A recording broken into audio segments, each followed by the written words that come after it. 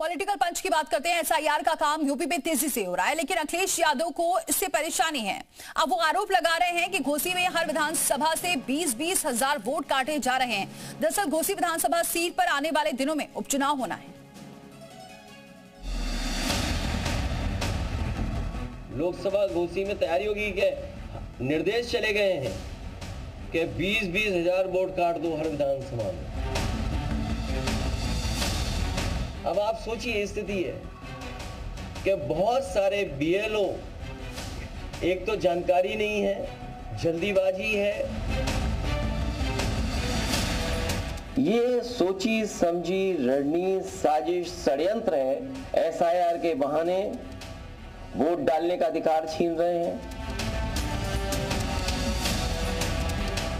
UP में SIR को लेकर समाजवादी पार्टी के मुखिया अखिलेश यादव बार बार सवाल उठा रहे हैं। बार बार वोट काटे जाने के आरोप लगा रहे हैं।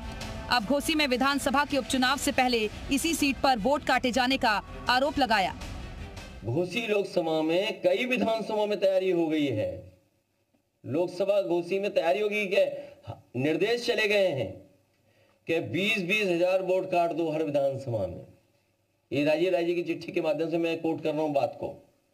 घोसी लोकसभा के मऊ सदर विधानसभा से लगभग 20 हजार मतदाताओं के नाम डिलीट कर दिए गए हैं। समाजवादी पार्टी के विधायक सुधाकर सिंह के निधन की वजह से घोसी सीट खाली हुई है। ऐसे में यहां होने वाले उपचुनाव को लेकर समाजवादी पार्टी एक्टिव मोड में है। हालांकि यहां वोट चोरी का मुद्दा उठाकर बीजेपी और चुनाव आयोग पर निशाना साधा। ये सोची समझी रणनीति, साजिश, षड्यंत्र है कि बाबा साहब भीमराव अंबेडकर जी के दिए हुए संविधान के तहत जो हमें वोट डालने का अधिकार है, उस अधिकार को छीनने की तैयारी है। एसआईआर के बहाने वोट डालने का अधिकार छीन रहे हैं। अखिलेश यादव के आरोपों पर बीजेपी ने पलटवार किया है।